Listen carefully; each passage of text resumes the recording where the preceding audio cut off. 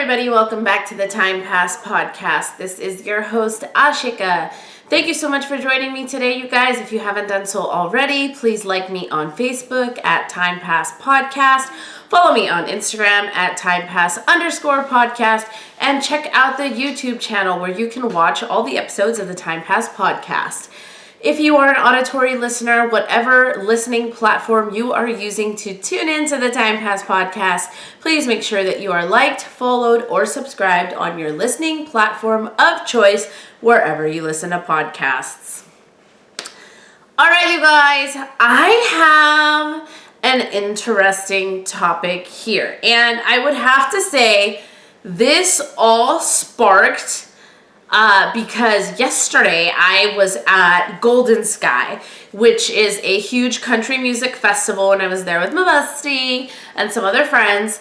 And here's the thing, country music, I like country music. I'm very diverse in my music selections, but there's a lot of cute men's at the country music festival. And so there were a couple times during the festival when we were just hanging out, you know, my foot is shot from being at the festival all day yesterday and night, all day and night.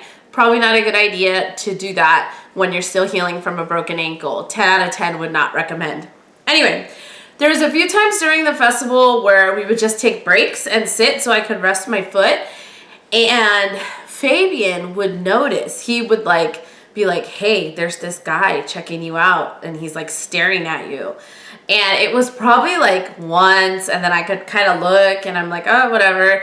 And then he said it again, and then like we would notice it again. Like I'd be walking by, and somebody would just smile and nod or something, and he was like, okay, ho. And I was like, you know what? I don't care. But because what I've found is that men will stare and admire from far away, but what are they doing about it? Like, they're not doing anything about it. So that means absolutely nothing to me. And then I started thinking, and I was like, I am not the only woman I know that's like independent, got her shit together, you know, okay looking, and single. And I started thinking, and I was like, why are so many like successful, I don't even want to say good looking because that's an insult, but like successful, independent, smart, intelligent women single? And then I started thinking, and I was like, there also seems to be a plethora of single men. So why is everybody single? Why are we all single? And why are there so many of us?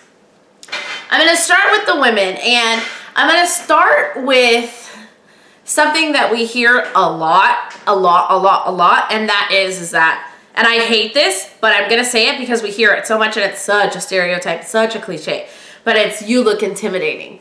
I'm sorry, do I look intimidating, or are you just intimidated? Like, that's not a thing, but I used like 3 different articles in this episode. I'll link them in the show notes so you can read them for yourself, but it is one of the reasons why this particular article cites that a man may not approach you. And it's not so much as that like you look intimidating as in like scary, but it was like the way a man will feel. So if a man comes up to you to talk, is he going to feel less confident about himself in your aura, in your space? Because when we connect with people, when we talk, it's eye contact. You're in their space, and it's reciprocating energy and being interested. And y'all, I have been told before that I give a lot of eye contact, and I do. It's just, I want to look you in the eyes when I'm talking to you. Male, female, it doesn't matter. I am going to stare into your soul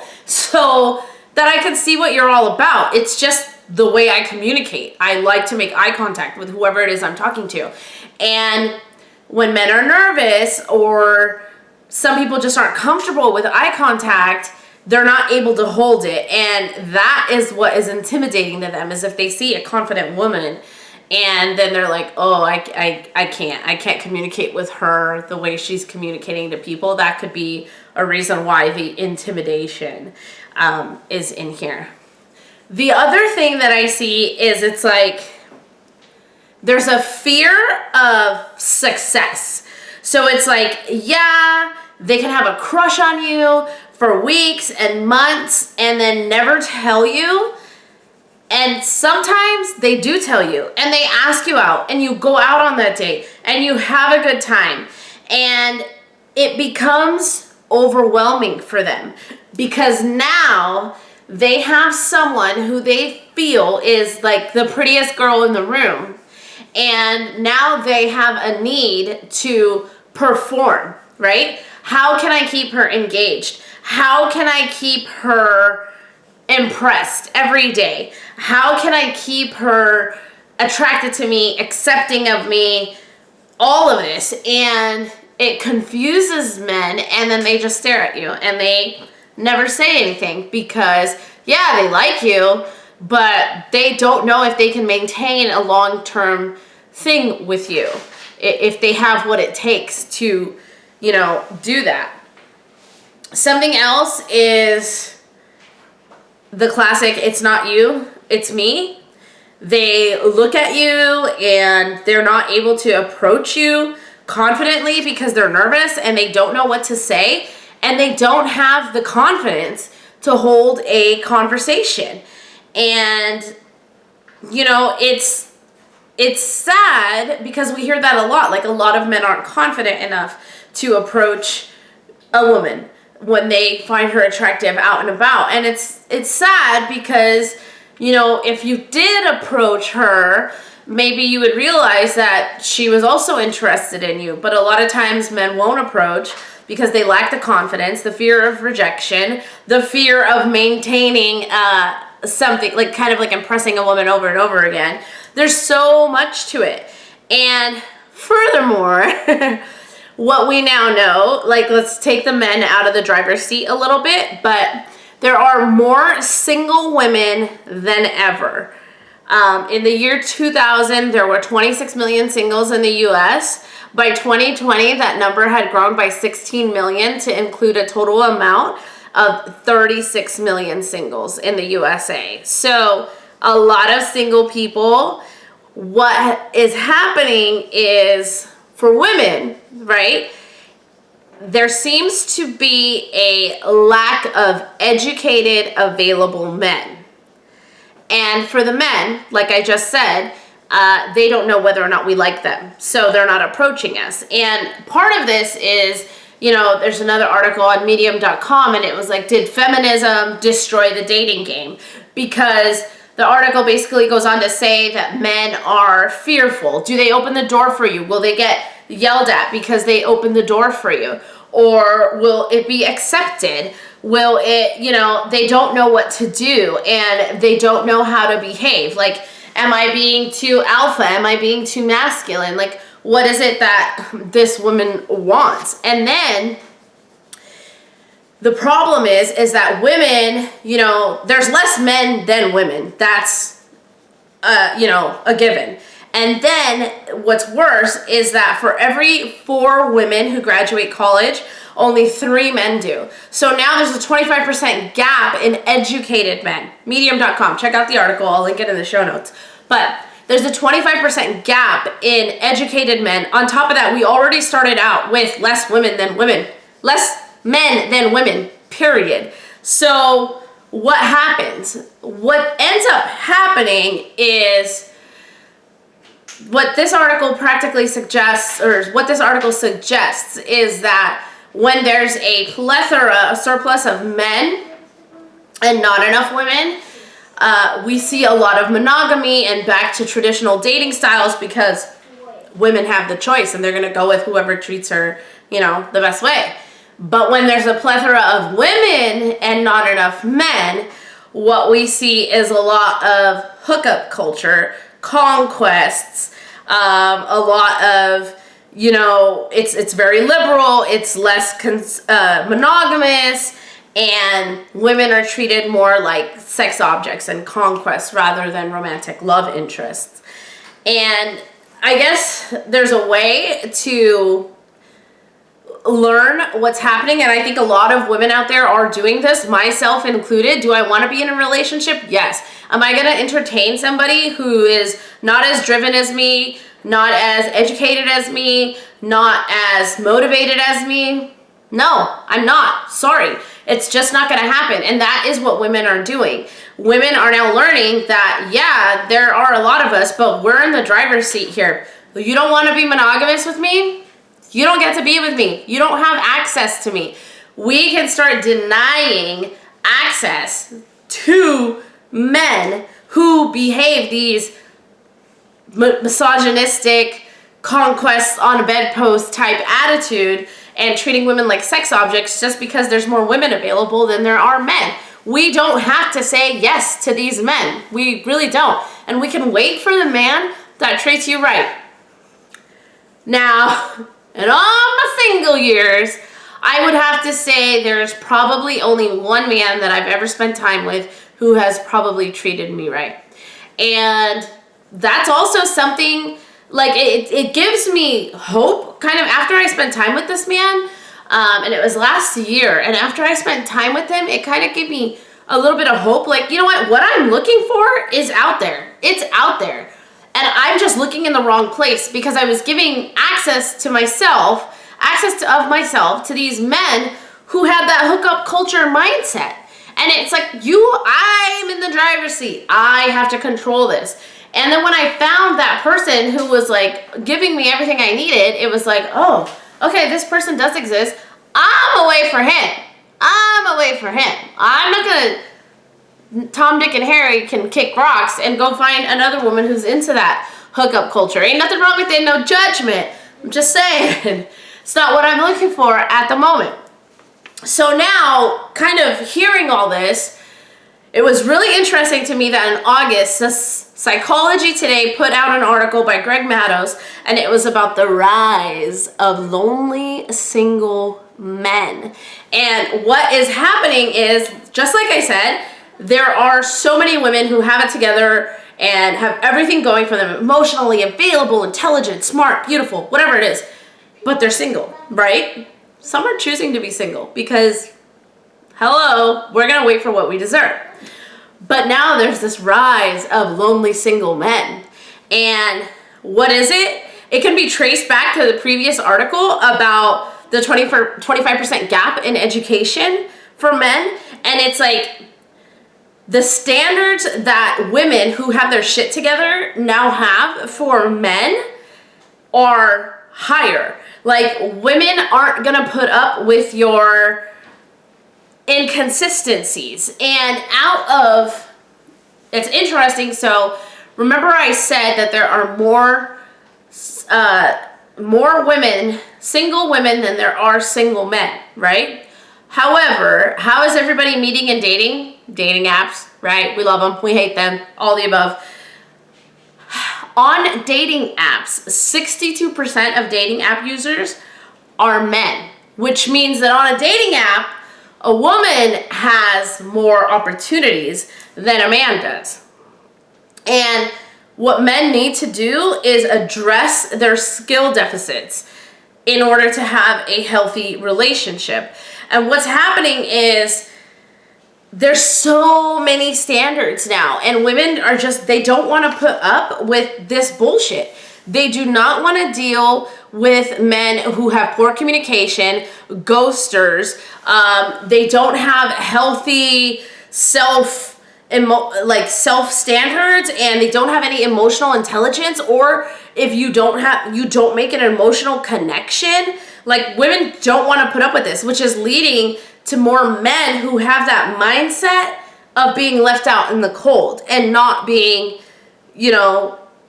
a thing. And it's not on purpose, and it is sad because there's probably some great guys out there who have just been in that mindset of, oh yeah, there's so many women out there, and I can just do whatever I want and hook up and don't have to worry about anything. And then there's probably also men who are nervous and then they finally meet someone, but you really need to work on yourself. And so what men need to do is realize where the standards are for them for quality, emotionally available women. And the standards are high, and they need to look inward to see what they can do to fix or meet, not fix, because nobody needs to fix themselves, but what can you do to meet those standards, right? Like you would at a job. Like, what can you do to meet those standards? They can go to therapy where they can talk about, their feelings, address the gap in skills. They need to learn to value their own world and learn how to communicate more effectively. Like women don't just want somebody, like I told you guys, I went out with that guy on that first date, intelligent, educated, everything a few weeks ago, the First Dates in Colorism episode. He's lived everywhere, but he just wasn't number one, I didn't like his insecurities. Like, he was wearing his insecurities on his sleeve, and I felt so bad for him.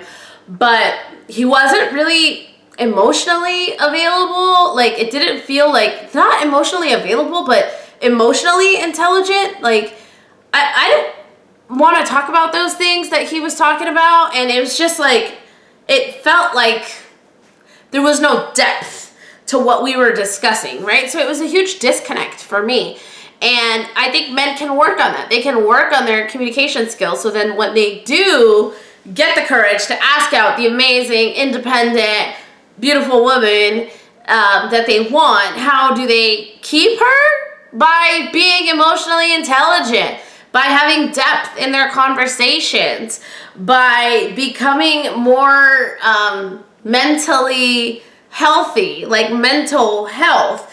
And when you can share those ideas of intimacy and romance and form an intelligent emotional connection, then a woman is going to think that you're worthy of her time and effort. And I think it's a weird situation, right? So there's so many women that are available and smart and intelligent, and they're single. And why? Because of this dating culture, this hookup culture. They're looking for that something different. And then what this other article in Psychology Today basically said is that there is an increase of single lonely men. Literally, the article is about an increase in single lonely men, and it's because they can't meet those standards that these women have. And it's how long is this going to go on? Because all that's going to happen is you're going to keep getting more single, emotionally available women who are just doing their thing and loving their life until that right person comes along. Meanwhile, you have all these men who are why can't I find someone? What are you doing? These women who are single, they're happy. They're living their lives. They have amazing social lives. They may be dating casually to get their physical needs met, but they're happy with their lives. But men, they're just kind of sitting there and they're continuing this, if they are engaging in that casual sort of thing, they're continuing in there. But if they're lonely, they need to focus on themselves. They need to fix themselves. And I'm not saying women don't need to do that. I know plenty of women, myself included, who had to take time out to work on myself and become emotionally intelligent, become emotionally available. And I would say I am so unavailable. It is sad. Remember I told you guys I got back on Bumble, right? I will straight up match with people, and I'm like, oh yeah, they're cute, let me match with them. And I'll match with them, and then life happens, and I've sent a message and not gone back for 3 days. And then I go back and I'm like, oh hey, and they're like, you blew me off, fuck you. That's what people think. That's what people think. And it's sometimes I wonder if I really am available or have time for someone. But I come from the school of thought that when you find the right person, you'll make time for them. And I also think that sometimes, especially for me, okay guys, I think it's in my head, but dating app culture is just, I'm so not about it. But I was okay, I'll try Bumble just because I'm home and not really dating. But when I do match with people on there, like you get like that ego boost, like, oh, okay, I matched with this person, but I'm not excited about the connection because I kind of feel like I know where it's gonna go. And that's so sad, and it's wrong, and it's not the way to look at dating apps at all. Like, I talk about it all the time. Like, be open. But I think in the back of my mind, like, I'm just like, oh yeah, okay, we've been on a dating app. Like, how good is this really gonna be? Like, I already have that sort of negative connotation associated with it.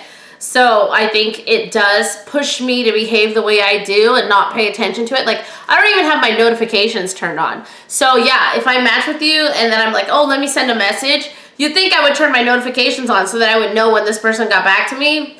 No, I don't do that. I just wait until I remember to check the app again, and then by then it's been too late. So I'm kind of shooting myself in the foot here. I just think that I'm just not a fan of dating apps anymore for myself and where I'm at right now in my dating journey. Anyway, I digress. I don't know where I was going with this, but I got off onto this tangent. But yeah, I just feel like we've got to do something. We've got to figure this out, because that article in Psychology Today was from August of this year. So like 2 months ago, right? We're in October? Yeah, 2 months ago. There's this study about men that are single and lonely and how that number is rising. And we all know that there's so many women out there who are fantastic and they're still single. And it's like, why? And it's like, because it's not the right person. So, I mean, women, I guess what we could do is, I don't know, maybe we could give more men a chance for that second date if that first date doesn't go well. But like, I know for myself, like, I usually know within like a minute of meeting somebody whether or not I see this going anywhere or not. Unfortunately, I feel like I'm a really good judge of character. First impressions mean a lot with me, and I can see that. And it's just not enough. Like, having that guy who's gonna be like, oh, you're so pretty, or you're beautiful, and then not do anything about it, like, you're gonna lose interest. It's like, bro, like, this isn't going anywhere. This isn't going anywhere. Like, if you're not doing anything about it, I'm not interested. Like, not interested. And in order to help the men out, I guess what we women can do, and I have done this, is make the first move. If you see somebody that you're attracted to, you make eye contact, you catch them looking at you. We know that men apparently can't figure it out when we're interested in them, ladies. So maybe we can approach them, say hi, send a drink over. We've talked about this, and it kind of counteracts that question of feminism, right? When the guys are so nervous, they don't know what to do. Should I send her a drink? Should I go up? Should I open her door? Whatever. So by you approaching a man, it kind of takes that question out of his head. Does she like me or not? So that is something that women can do. If we see somebody that we're interested in, maybe we should approach them. I just know, like, yesterday I was telling Fabian, I was like, oh, I'm not interested because they're not going to do anything. And I'm at a place right now, you guys. I'm just at a place right now where if one more person tells me that I'm pretty or beautiful, I'm going to fucking scream. I really am. Because it's like, yeah, thanks. Like, thanks. What else do you have to say? What else do you have to say? Because I don't want to hear that anymore. I'm so sick of it. Anyway, sorry, I don't mean it to sound like I get it told all the time, but you know what I mean. Like, I want the action behind the words. I just don't want the words. So to me, it's just like, I'm so tired of listening to people say things. So tired of listening to people say things. What are you doing about it? That's where I'm at. And that's probably where a lot of women are, because a lot of men right now, they want to make minimal effort and try to get with you. And it's like, nah, buddy. Like, maybe a less mature younger woman would be down with that, but a lot of emotionally mature women are not looking for that. They know. We've all dated that fuckboy. We all know what that's like, and we've all decided that we don't want it again. So we're not going to invest our time into somebody who is not showing us that they are not that. All right, you guys, what do you think? Do you agree with why I say here today, there are so many single women who are just staying single. And do you agree with the fact that there is a rise in single, lonely men due to this factor? Because I do see that happening. I can totally see that happening. All right, you guys, that's all I have for you today. It was an interesting episode, just something that kind of fell into my lap, and so I wanted to talk about it and see what your thoughts are. So, if you haven't done so already, please like me on Facebook at Time Pass Podcast, follow me on Instagram at timepass_podcast, and make sure that you like, follow, and subscribe to the YouTube channel. Please, if you enjoy listening to the Time Pass Podcast, I would greatly appreciate it if you could share this episode with at least one friend, a single person perhaps who you think would find this episode amusing. I would love to hear your feedback and just share it with them. I think that would be the best thing you could possibly do for me. All right, you guys, whether you are single, dating, emotionally available, not emotionally available, into the hookup culture, you do you, stay authentic to who you are, and I will see you next time. Bye.